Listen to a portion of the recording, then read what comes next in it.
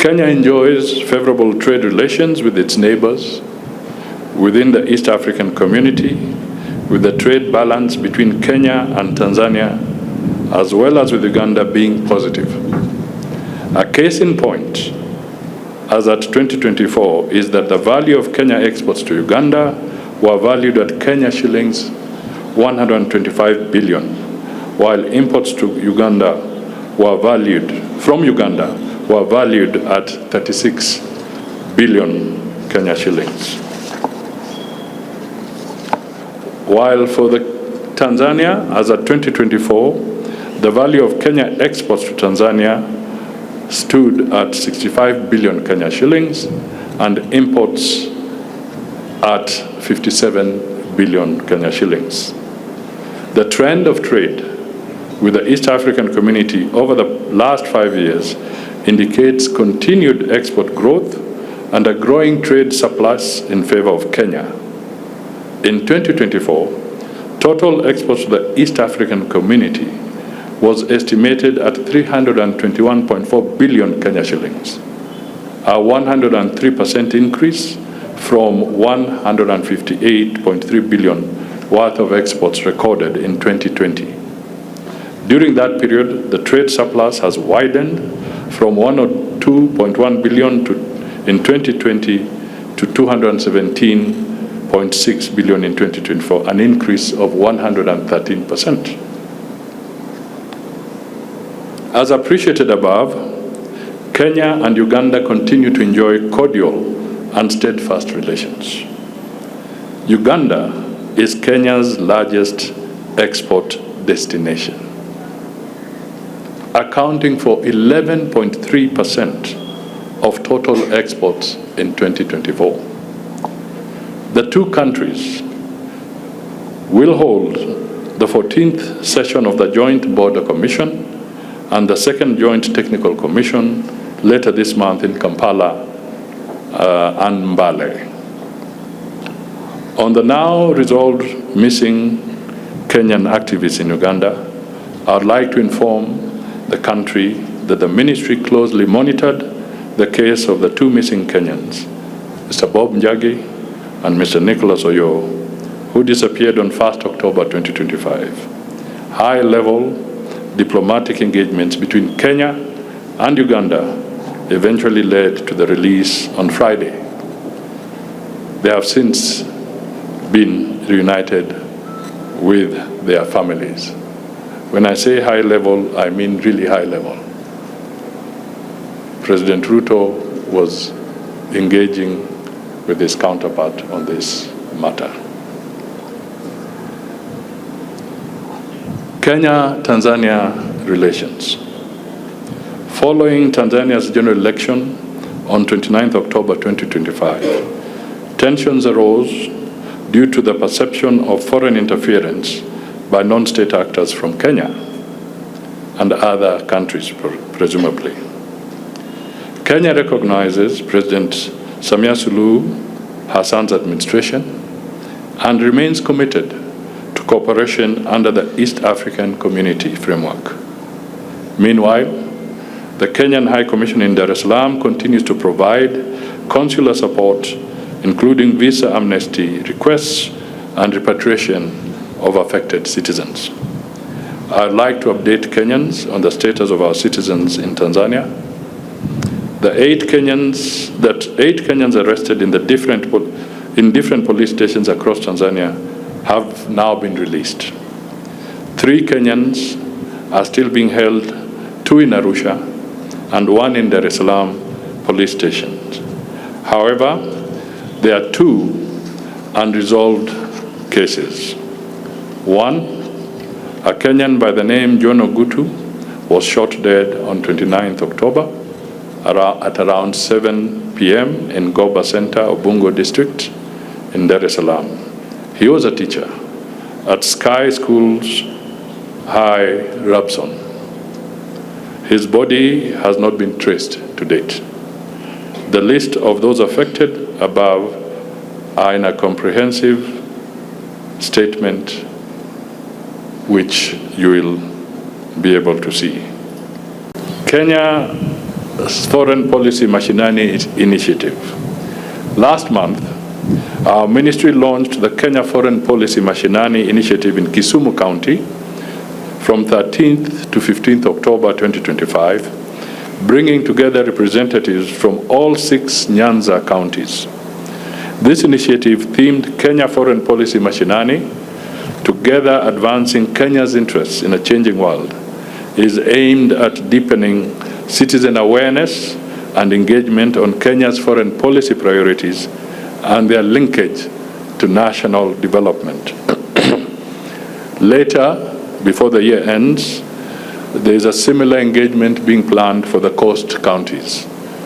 And I think we hope that they'll gain momentum. As you are aware, we have had situations where some of the policies at county level have caused a lot of distress, not just for investments there, but having an impact on our international obligations. So this idea of talking to them and highlighting this is crucial so that we are on the same page. The peace process in the DRC. Kenya has and will continue to play a constructive and impartial role and reiterates its full support for ongoing regional efforts to pacify Eastern DRC under the African Union mediators, as well as the ongoing international efforts in Doha and Washington. Kenya has consistently supported peace and stability in the Democratic Republic of Congo, notably through the Nairobi Peace Process, a comprehensive regional initiative launched under the auspices of the East African Community. More recently, President William Ruto, in his capacity as the chair of the EAC, has actively been involved in facilitating the joint EAC South African Development Community SADC initiative. Remember, it's now one merged process under the African Union. The situation in Sudan remains dire, and the country risks being fragmented. Kenya calls on both sides of the divide to an immediate and unconditional ceasefire and a return to the negotiating table, because only dialogue can resolve the conflict. Kenya also supports regional efforts led by the Intergovernmental Authority on Development, the IGAD, and the African Union, which recently appointed President Museveni as the mediator for the Sudan conflict, as well as international efforts by the Quad, comprising the United States of America, Egypt, Saudi Arabia, and UAE, and the ongoing work by Ramtane Lamara, the United Nations Secretary General's personal envoy to Sudan. Kenya will continue to stand ready to contribute in any way towards the realization of peace in Sudan. People tend to forget that here in Nairobi, President Ruto had direct communication with both Burhan and Hemeti. He did not favor any side. But for some reason, there's always a deliberate effort to distort the facts. Kenya stands for one Sudan and a peaceful Sudan. The situation in South Sudan. Kenya remains seized of the situation in South Sudan and is exploring several options for jump-starting talks in the country with a view to achieving a sustainable peace. IGAD, the African Union, and the United Nations have warned of potential collapse of the revitalized agreement for resolution of conflict in South Sudan. Agreement, if corrective measures are not urgently taken. Implementation of this peace agreement remains slow, and political mistrust, security violations, and delayed unification of forces, dialogue mechanisms, including the Tumaini Initiative, remain frozen. Kenya expanded It's a diplomatic footprint with our new consulates in Guangzhou, China, and Jeddah in the Kingdom of Saudi Arabia, which were operationalized on 1st August 2025 and November 3rd, 2025, respectively. Yesterday, the Cabinet chaired by His Excellency President William Ruto endorsed the establishment of an embassy of the Republic of Kenya to the Vatican City, home to the Holy See and the seat of the Roman Catholic Church, to strengthen diplomatic engagement with the Holy See and advance Kenya's global, moral, and development diplomacy. The move will boost cooperation with Catholic development agencies that run more than 7,700 schools and 500 health facilities in Kenya, supporting the bottom-up economic transformation agenda through expanded partnerships in education, healthcare, and social welfare. Kenya has a Catholic population of approximately 17 million citizens. Cabinet further approved the establishment of new embassies in Copenhagen, Denmark, and Hanoi in Vietnam. Kenya and Ethiopia continue to work together through enhanced cooperation and information sharing to address the anticipated cross-border threats in an effort to confront shared threats and maintain peace and stability in the region. On Somalia, Somalia continues to face persistent insecurity driven by Al-Shabaab's resilience, federal member state tensions, and limited physical support for the African Union Support and Stabilization Mission in Somalia, AWESOM. Emerging cooperation between Al-Shabaab and Yemen's Houthis continues to pose a widening transnational threat along the Red Sea corridor. The political friction between Mogadishu, Puntland, and Jubaland also continues to undermine stabilization efforts ahead of elections. Kenya will continue to play an active mediation role, engaging national leaders, federal member states, and clan elders to bridge political divides, build trust, and address underlying grievances. Haiti. On the issue of Haiti, Kenya takes pride in the stability efforts in the country. Through the spirit of international solidarity, the Kenya-led mission of 800 Kenyan officers continues to make progress that has resulted in the reopening of schools, health facilities in areas controlled by the mission. This is progress for the Haitian people, and we will continue to lend support as the mission transforms into a gang suppression force, GCF, with a UN-led mandate. The support to Haiti is part of Kenya's contribution to international peace and security positions, and positions Kenya as an exporter of peace. Ladies and gentlemen, Kenya has been involved in over 43, almost 50 peacekeeping missions globally, whether in Africa, whether in parts of Europe and other areas, or in Asia. Kenya has been there. So the mission in Haiti was not an experiment. It's out of experience.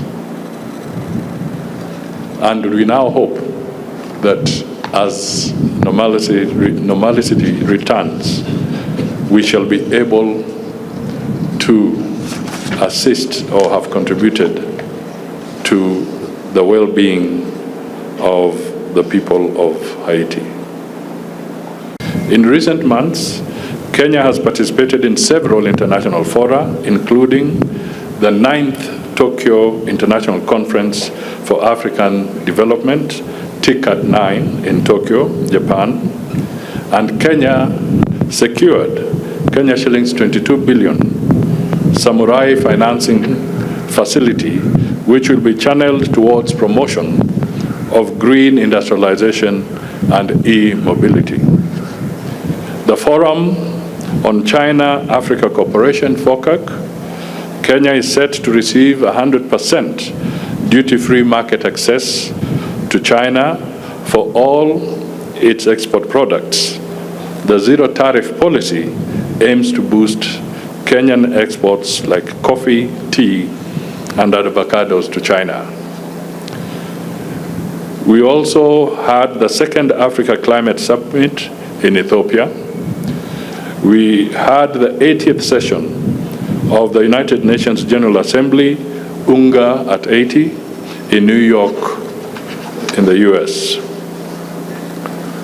We also had the recent UN Second World Summit for Social Development in Doha, Qatar.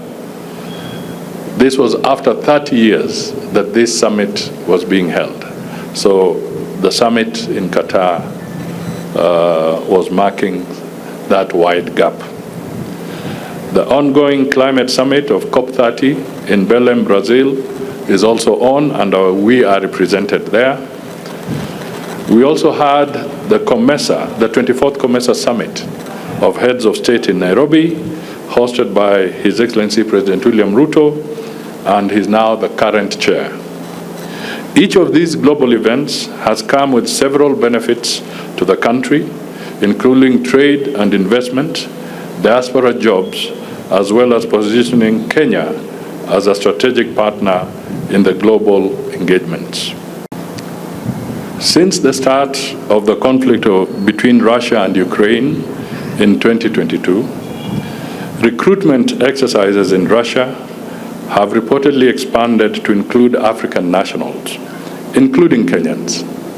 And I'm sure you have also seen that quite a number of other countries have suffered the same fate.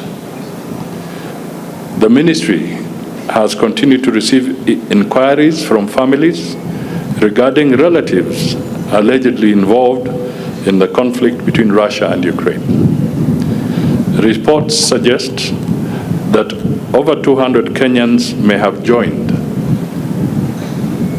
this adventure or misadventure, with some of them being former members of Kenya's disciplined services. It is estimated that recruitment networks are still active in both Kenya and Russia. The Kenyan embassy in Moscow has reported injuries among nationals and others stranded after attempting recruitment into the war efforts. As you may be aware, on 24th September this year, a multi-agency security team raid was conducted in Athi River, where 21 Kenyans were found housed, awaiting processing to the war zone. One agent was arrested for coordinating the processing of Kenyan recruits under the guise of overseas jobs. The agent is presently in court for luring unsuspecting Kenyans to fight in the war. Intelligence sources indicate that victims are reportedly signing contracts with unscrupulous agencies with promises of payment of up to $18,000 for visas, travel, and accommodation. It sounds very attractive.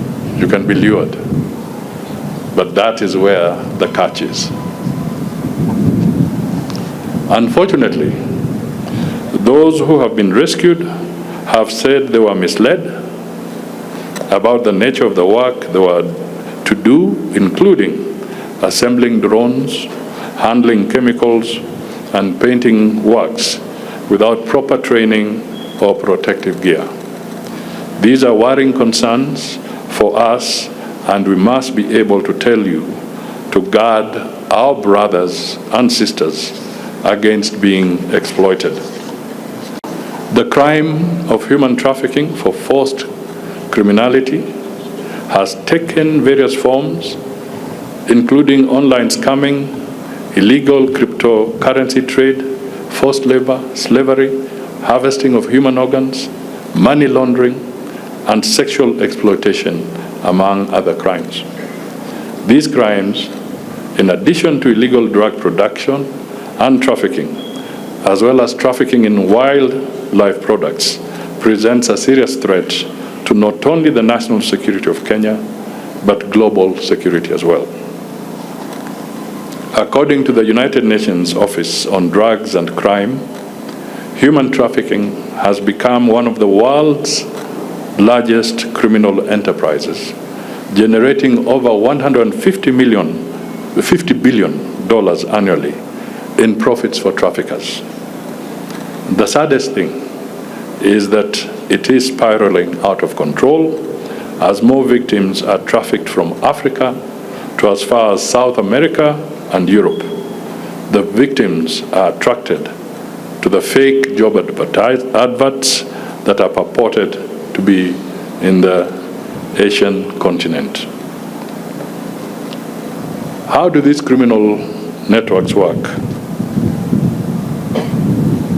They have been placing online adverts on Facebook, Instagram, Signal, X, YouTube, among others, advertising various job opportunities ranging from receptionists, sales jobs, cryptocurrency traders, cooks, drivers, public relations officers, translators, factory workers, among other manual jobs. Once Kenyan applicants apply for the job, they are quickly interviewed and offered the job. The victims have been swindled to travel on tourist visas, procure one-way tickets, and book for non-existent hotel reservations. Since July 2022, reports indicate that many young Kenyans have fallen victim. And you can see the platforms they use, so they know who their targets are. The situation is so dire that our missions are constantly rescuing citizens who manage to reach the missions in bad shape. There may be many out there waiting to be rescued. We appeal to Kenyans to undertake due diligence at all times. To mitigate this, the government further continues to encourage all Kenyans seeking employment opportunities abroad to do so through agencies that have been vetted by the Ministry of Labor, through the National Employment Agency, NEA, and of course, the Department of Diaspora. The National Employment Agency is tasked with regulating and accrediting recruitment agencies, as well as ensuring compliance with ethical recruitment standards, conducting pre-departure training, and safeguarding the welfare of workers and accountability in cases of abuse and repatriation.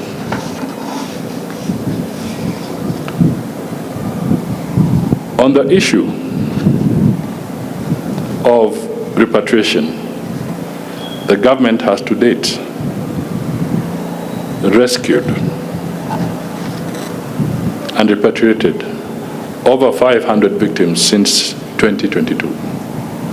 Further, the relevant government agencies have investigated and delisted close to 600 rogue foreign and also local job agency recruiters, 600.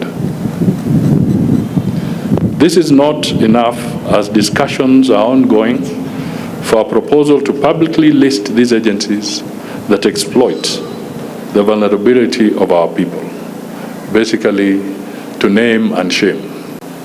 In recent past, Kenya has engaged with the Kingdom of Saudi Arabia, ranked as the third largest global labor market for foreign workers, employing over 200,000 Kenyans. We are seeking an additional agreement for skilled and semi-skilled workers and this is pending approval from Saudi Arabia. Near similar engagement with the United Arab Emirates for mutual recognition of academic and professional qualifications is also ongoing.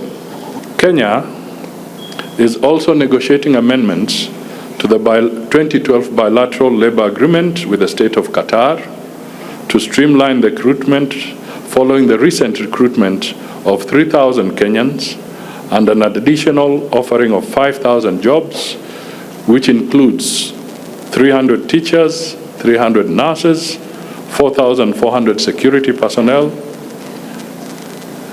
and Qatar has definitely over 70,000 Kenyans working there.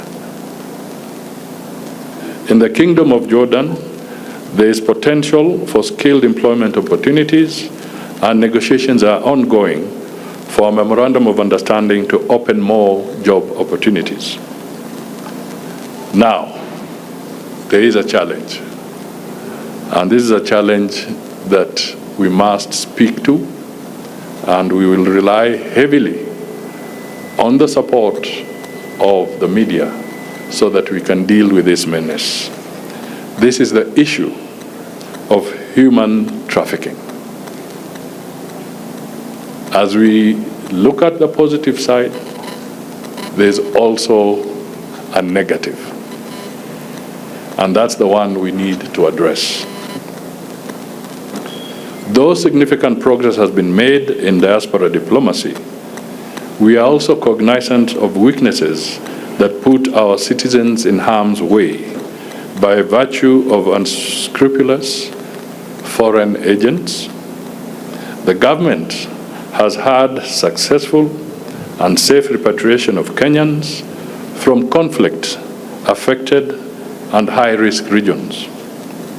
Notably, approximately 400 Kenyans have been lured by unscrupulous agents with promise of lucrative job opportunities in the Far East, including in countries like Vietnam, Cambodia, and Myanmar, only to end up working in conditions akin to modern slavery.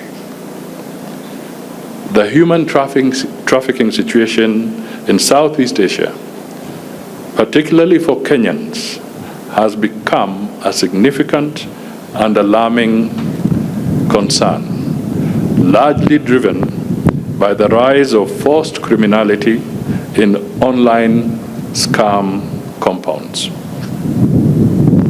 It is a sophisticated menace where our citizens are often lured by fraudulent job advertisements and agents purportedly in places like Thailand, and are trafficked to Southeast Asia for exploitation, including forced labor, online scamming, illegal cryptocurrency trade, and even the horrific prospect of human organ harvesting. Since July 2022, the Kenya Embassy in Bangkok has rescued and facilitated the repatriation of approximately 500 Kenyan victims. As of now, 126 Kenyans are currently awaiting repatriation, 69 in Thailand and 57 in Myanmar, with additional groups being held by militia. Some of you may have come across a media story which highlights the case of a Kenyan arrested at a Thai airport for using a fake immigration stamp. Having been previously repatriated from a scam compound in March 2025, he illegally re-entered Thailand to work for a Chinese-owned scam company in Myanmar. After a crackdown, he was arrested while attempting to fly home.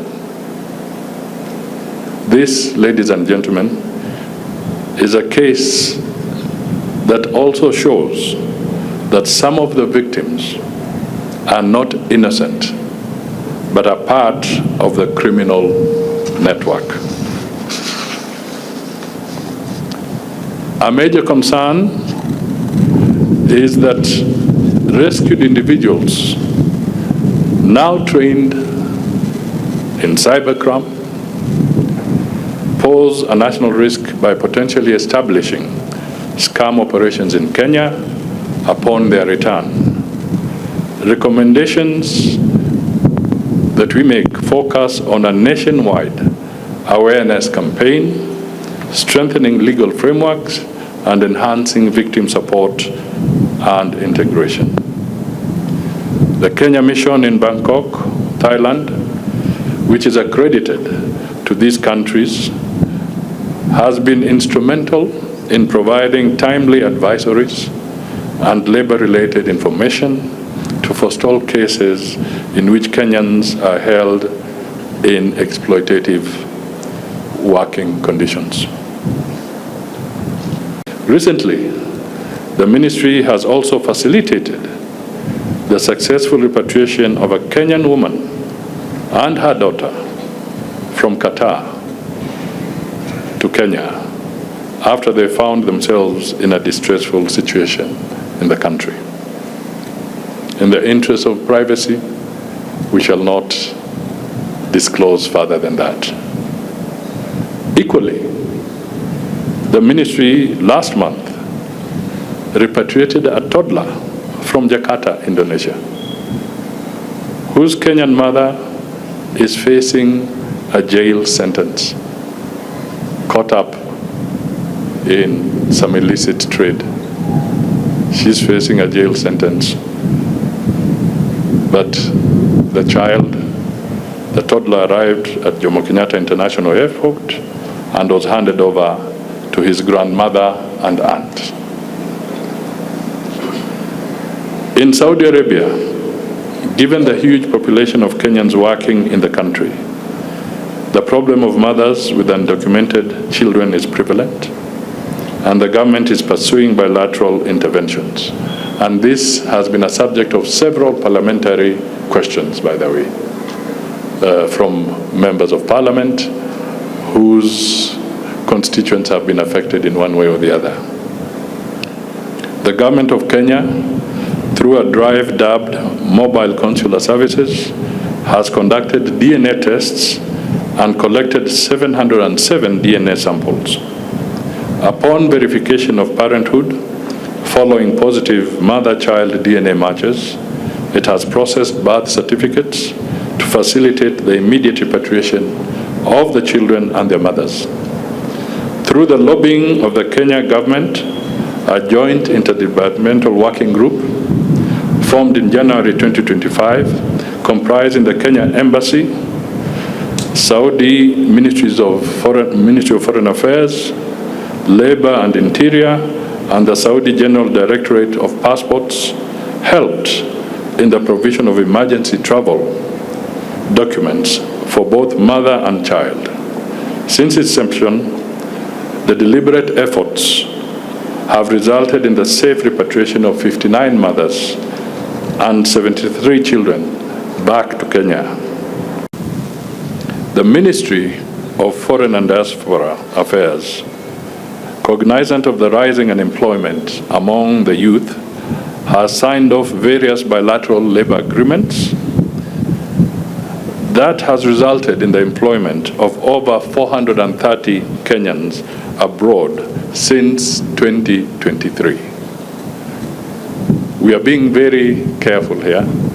Mark the dates, because we don't want a story going out there saying that they say they have employed 430 in 1 year.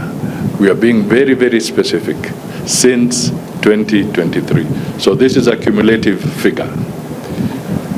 As well as access to thousands of digital jobs through the Ajira ecosystem.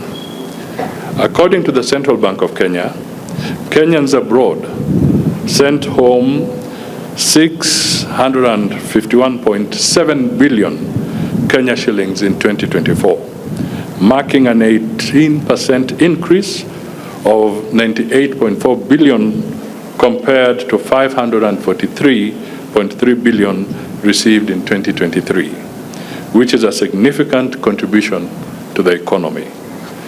From the meeting that I've just come from at the Kenya School of Government, this figure has actually now hit $1 trillion.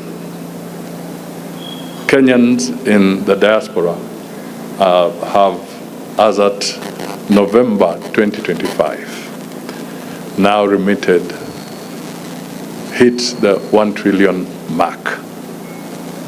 That is a very, very significant amount of money, which is critical to helping keep our currency strong. Our compatriots, Oyo and Jagi, were apprehended by the military police of the Republic of Uganda. To the best of our knowledge, they have been returned, and they are certainly in good health. It is my belief that President Museveni was speaking metaphorically, rather than to suggest that there was anything that was done in the manner in which he described it. And therefore, until and unless we are able to get further information with respect to their treatment, at this point in time, I think we can say that we are very pleased that our compatriots are back. It took a long time for them to return by virtue of the fact that they were being held not by the police but by the military intelligence of the Republic of Uganda, on the basis of their own law of subversion, and therefore it became challenging for us to be able to engage within the shortest time possible, but we did our best, and we are very happy that they're back with us.